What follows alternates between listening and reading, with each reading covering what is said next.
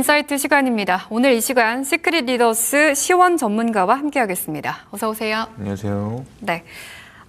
또 클래리티법 이야기부터 시작을 해봐야 될 것 같습니다.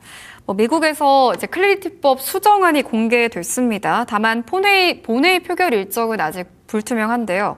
폴리마켓에서는 연내 법제화 가능성을 15% 정도로 보고 있더라고요. 현재 시점에서 연내 통과 가능성을 어느 정도로 보시는지, 그리고 또 통과가 된다면 비트코인뿐만 아니라 알트코인 시장에는 어느 정도의 영향력을 미치는지 궁금합니다. 네. 현재 시장에서는 기대감과 현실적인 가능성을 조금 더 구분해 볼 필요성이 있는데요.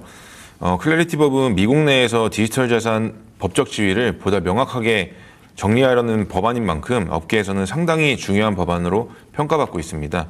다만 현실적으로 연내 통과 가능성을 아주 높게 보고 있지는 않은 상태인데요. 법안이 공개되었다고 해서 바로 본회의를 통과하는 것은 아니고 수정안 검토와 이해관계 조율, 그리고 정치 일정 등 여러 절차가 남아있기 때문입니다. 실제로 예측 시장인 폴리마켓에서도 연내 통과 가능성을 15% 수준으로 되게 낮게 보고 있다는 점은 시장 역시 일정 부분 기대를 낮추고 있다는 의미로 해석할 수 있습니다. 하지만 여기서 중요한 것은 올해 통과되느냐보다 미국의 정책 방향이 어디로 가고 있느냐가 중요한데요. 과거에는 규제 기관마다 디지털 자산을 바라보는 관점이 좀 달랐었는데 어떤 자산은 증권으로 볼 수 있고 어떤 자산을 상품으로 볼 수 있다는 해석이 혼재하면서 프로젝트 사업들도 추진하기 좀 어려웠던 상황이 있었습니다. 클래리티법이 의미 있는 이유는 이런 불확실성을 줄이려는 시도라는 점입니다. 시장은 법안이 당장 통과되는 것보다 제도권 편입을 위한 논의가 계속 진행되고 있다는 사실 자체를 긍정적으로 평가하는 분위기인데요. 만약 향후 법안이 통과된다고 하면 가장 먼저 수혜를 받는 것은 비트코인보다는 일부 알트코인이 될 확률도 있습니다. 비트코인은 이미 기관 투자자들의 접근성이 좀 높아진 상태고 현물 ETF 승인을 통한 제도권 자산으로 자리 잡는 과정이 상당 부분 진행됐습니다. 하지만 알트코인 시장은 여전히 지금 규제 불확실성이 큰 영역인데요. 어떤 자산이 증권인지 아닌지에 대한 기준이 보다 명확해진다고 한다고 하면 거래소 상장이나 기관 투자자들의 투자 검토도 지금보다 수월해질 수 있을 겁니다. 결국 시장 전체의 투자 심리에도 긍정적인 영향을 줄 가능성이 있습니다. 다만 한 가지 유의할 점도 있는데요. 법안 하나만으로 곧바로 강한 상승장이 시작된다고 보기는 좀 어렵습니다. 결국 가격은 거시경제 환경, 금리 유동성, 기관 자금 유입 등 여러 요소가 함께 작용해야 합니다. 정책은 시장의 불확실성을 줄여주는 역할은 할 수 있지만 가격 상승을 보장하는 만능 재료는 아니라는 점도 함께 보셔야 합니다. 결국 현재 시점에서 연내 통과 여부만 집중하기보다는 미국이 디지털 자산을 제도권 안으로 편입하려는 큰 흐름이 이루어지고 있다라는 점을 중요하게 볼 필요가 있습니다. 중장기적으로는 시장의 신뢰를 높이는 방향으로 작용할 가능성은 크지만 단기적으로는 법안 진행 상황과 정치 일정에 따라 기대감과 실망감이 반복될 수 있다는 점을 함께 염두에 둘 필요가 있습니다. 이런 상황에서 상승과 하락이 반복되는데요. 시청자님들이 가장 궁금하시고 그런 게 언제 사고 언제 파냐일 텐데요. 이러한 트레이딩 방법 그리고 훌륭한 정보들을 저희 팀방에서는 무료로 공유해드리고 있습니다. QR코드 그리고 너튜브 고정 댓글에 링크 있습니다. 링크 클릭하시고 채팅으로 말씀해 주시면 순차적으로 연락드리면서 팀방 입장 도와드리니까요. 고민하지 마시고 참여하셔서 이 시장 함께 대응해 나가셨으면 좋겠습니다. 네, 그리고 이제 또 지난 주말에 있었던 사건인데 최근에 콜드카드 하드웨어 지갑과 관련한 사건도 큰 화제가 됐습니다.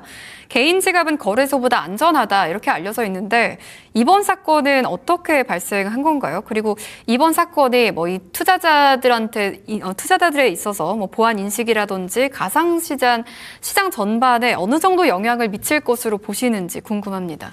보통 많은 분들이 하드웨어 지갑은 인터넷과 분리되어 있기 때문에 굉장히 안전하다라고 해킹이 불가능하다라고 느끼고 있는데요. 사실 조금 더 정확하게 표현한다고 하면 해킹 위험을 줄여주는 장치이지 모든 위험을 없애주는 장치는 아닙니다. 이번 콜드카드 이슈도 블록체인 자체가 해킹된 것이 아니고 제조 및 유통 과정에서 발생할 수도 있는 공급망, 즉 서플라이 체인 보안 문제가 다시 한 번 더 부각된 사례라고 볼 수 있습니다. 예를 들어 스마트폰을 새로 샀다고 가정해 보겠습니다. 제품 자체는 안전하게 만들었는데 누군가가 배송 과정에서 포장을 뜯어서 악성 프로그램을 깔았다면 어떻게 될까요? 소비자는 겉으로 정상 제품처럼 보이는 기계를 사용하게 될 겁니다. 하드웨어 지갑도 비슷한 원리입니다. 기기 자체의 암호 기술은 안전하더라도 제조, 배송, 그리고 초기 설정 과정에서 문제가 생긴다고 하면 예상치 못한 보안 위험이 발생될 수도 있는 겁니다.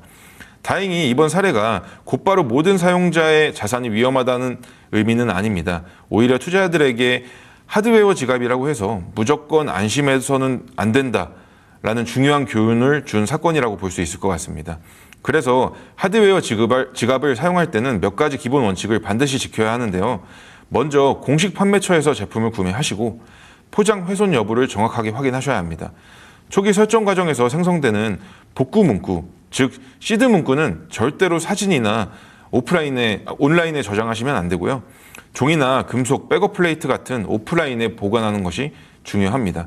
또한 기기 펌웨어 업그레이드도 제조사가 제공하는 공식 버전으로 업그레이드하는 것이 가장 중요합니다. 최근 몇 년 동안 가상자산 해킹 사례를 보면 블록체인 기술 자체가 뚫렸다기보다 사람의 실수나 피싱, 사회공학 기법을 이용한 공격이 훨씬 많았었습니다. 문자나 이메일을 통한 가짜 사이트 접속, 악성 프로그램 설치, 복구 문구 입력, 유도 등 대표적인 사례인데요. 결국 보안의 가장 약한 고리는 기술보다 사람인 경우가 많다는 의미입니다. 그렇다면 이번 사건이 시장 전체에 미치는 영향은 어느 정도일까요?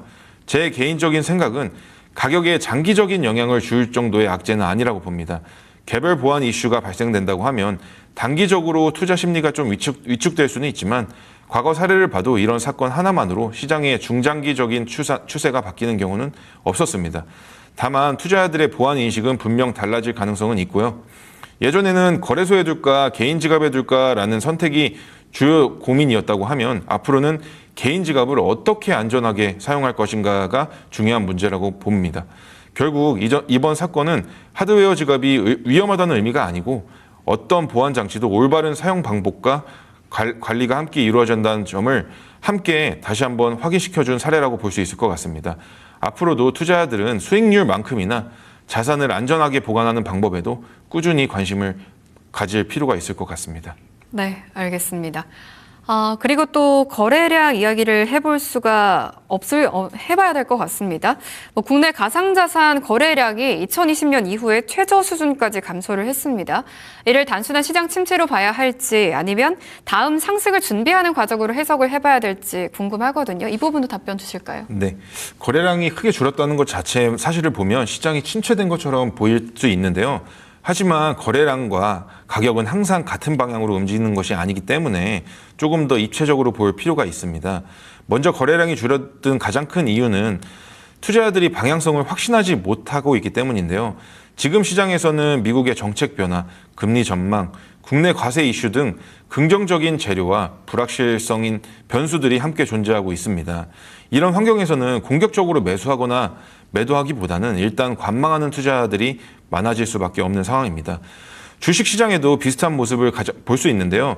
큰 이벤트를 앞두고는 거래가 급격하게 줄어드는 경우가 있습니다. 투자자들이 시장을 떠났다기보다는 방향이 결정될 때까지 기다리는 경우입니다. 가상자산 시장도 지금 그런 국면과 다소 비슷하다고 볼 수 있습니다. 또 하나 주목해야 될 점은 거래량 감소가 반드시 약세장의 신호는 아니라는 겁니다. 과거 비트코인 사이클을 보면 장기간 횡보하면서 거래량이 줄어드는 시기가 여러 번 있었는데요. 이후 새로운 자금이 유입되거나 정책 변화, 기관 투자자들의 참여 확대 같은 계기가 생기면 거래량이 다시 살아나고 엄청나게 움직인 사례도 있었습니다. 물론 그렇다고 해서 거래량 감소를 무조건 긍정적으로 해석하는 것도 경계해야 합니다. 거래량이 줄어드는 상황에서 가격까지 지속적으로 하락한다고 하면 시장 참여자들의 관심 자체가 약해지고 있다는 신호로 해석할 수 있습니다. 결국 거래량은 다른 지표들과 함께 종합적으로 봐야 하고요. 하지만 지금은 거래량 없이 저가 매수로 조금씩 사면서 비트코인 가격은 올라가고 있는데요. 최근에 개인 투자자들의 거래는 다소 줄었지만 기관 투자자들의 참여와 일부 대형 투자자들의 매집 움직임이 계속 관찰되고 있습니다. 시장에서는 이를 조용한 매집이라고 표현하는데요. 이런 흐름은 거래량만으로는 쉽게 확인하기 어려운 부분입니다. 또 국내 거래량만으로 시장 전체를 판단하는 데도 한계가 있습니다. 가상자산 시장은 24시간 글로벌 시장입니다. 미국 현물 ETF나 자금 흐름이나 해외 거래소의 거래량, 기관 자금 유입도 함께 살펴볼 필요가 있습니다. 국내 거래량이 줄었다고 해서 글로벌 시장 전체의 투자 심리까지 동일하다고 보기는 어렵습니다. 결국 현재 거래량 감소는 시장 침체라고 단정 짓기보단 관망세가 짙어진 국면으로 해석하는 것이 조금 더 적절하다고 보시면 될 것 같고요. 앞으로는 거래량이 얼마나 늘었는지 보기보다 정책 불확실성이 얼마나 해소되는지, 기관 자금이 얼마나 유입되는지, 비트코인이 중요한 가격을 돌파할 구간이 나오는지라는 게 관전 포인트가 될 것입니다. 따라서 투자자들도 거래량이라는 하나의 숫자만 보기보다는 정책, 수급, 기관 자금 흐름 등 여러 지표들을 함께 보면서 시장 판단을 하는 것이 합리적인 접근이라고 생각합니다. 이러한 지표 그리고 조용한 고래들의 매집 등 어떻게 매집하는 정보들을 저희 팀방에서 알려드리고 있습니다. 함께 트레이딩 하시면서 훌륭한 정보 받아가시면 좋을 것 같습니다. 네,